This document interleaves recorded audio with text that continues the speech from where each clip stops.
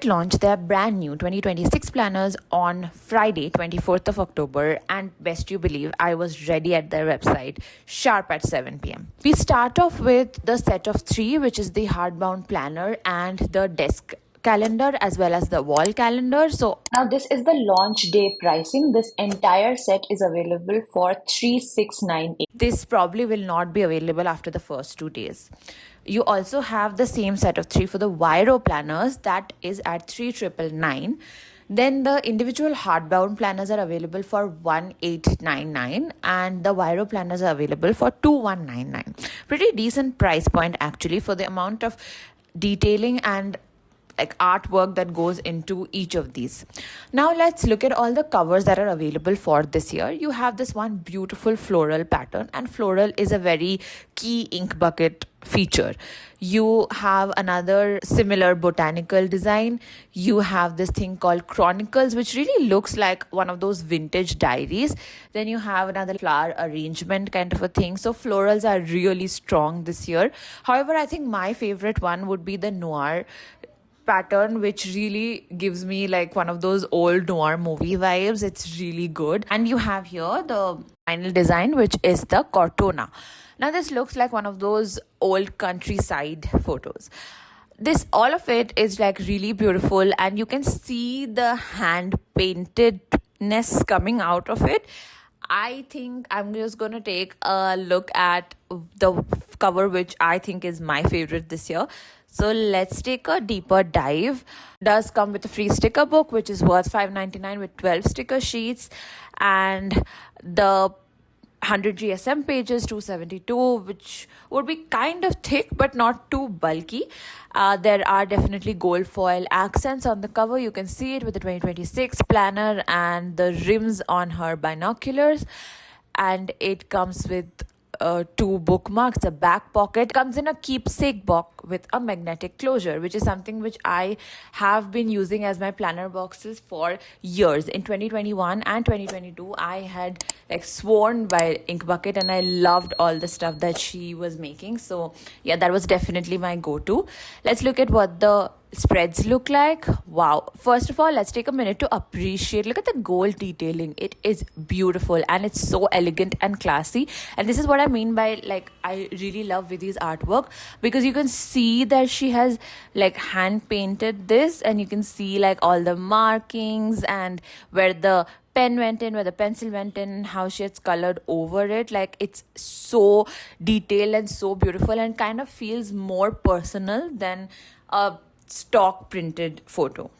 Yeah, so this is that box. It's pretty sturdy, and I like how it really snugly fits the planner, but also you can have a pocket for the sticker book, which is a pretty cool feature. Normally you would just put the sticker book on top of the planner and close the box, but sometimes that's a little too bulky. I like she has a little note. This is the first page.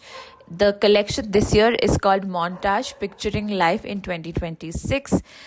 Then we have like a goodbye 2025 page, hello 2026. So this entire planner would be like closer to an A4 size, I think, from whatever I've had in the past. This is enough space to write down all the things that, like, all of your thoughts, like highlights for 2025, and also your like hopes and dreams and what you're wishing for in 2026. Then you get a page for 3 big goals of the year. You have a goal and the steps to achieve the goal, and also the reward for the goal. So you have that for all 3 of your goals. Then you have this page which is for different categories of goals. So I really like that she does that every single year. You can segregate it into work, personal, health, financial, relationship, and other goals. And you have some like top priorities, what you want to learn, what you want to do more of, do less of, habits you want to adopt, habits you want to cut. This is a great spread, and she's kept it consistent, I think, at least for the last 4 years. Then you have a vision board spread. Now it's a very wide 2-page spread. I used to put like a lot of photographs and everything I used to get printed. It was really like a great creative exercise for me. It's a lot of space, so you have to think about everything that you want on there. But there is definitely like a lot of room to be creative. Then you have your page for important dates, and you have like one slot for each month, so you can safely add in all of your friends and family birthday, anniversaries, whatever you want to remember. You also have this sheet of year at a glance, and this is a very useful spread. So you have all of the days of the month and all the months in the year, and over here you can basically be noting down like your vacation plans or your like holidays from work or whatever. Like that's what I tend to do. I generally put in all the holidays that I have from my office calendar, and then I plan my trips around that. Okay, then we get this beautiful monthly divider spread. Now look at like all of her artwork is just it feels like it has been personally drawn in like that particular planner for me. You have the monthly grids. The grids are wide enough. Like Sunday, I think, is a little narrower than the others, and Friday, Saturday seem to be the widest, which is an odd ratio to have, but that's how it looks like. Then you have notes and to do. So I mean, it's still decent enough space to write down one main event of the day and put a sticker or something like that. So yeah, I mean, as a monthly grid, not too bad. Yeah, and this is the monthly page, like expense tracker, summary. You have your intentions for your health, heart, soul, and mind. This is something I've seen Vidhi focus on in the later, like last couple of years, on a lot on mental health and the things that you should include in your planner to improve your mental health. So I really appreciate this new addition. Then we are looking at the weekly planning section. This is the most unique bit that I found out of all the planners that I've seen so far, that no other planner really includes like a specific weekly planning section. So this one has gratitude and reflections for the week, and it also has the menu. So breakfast, lunch, dinner, and Monday through Sunday.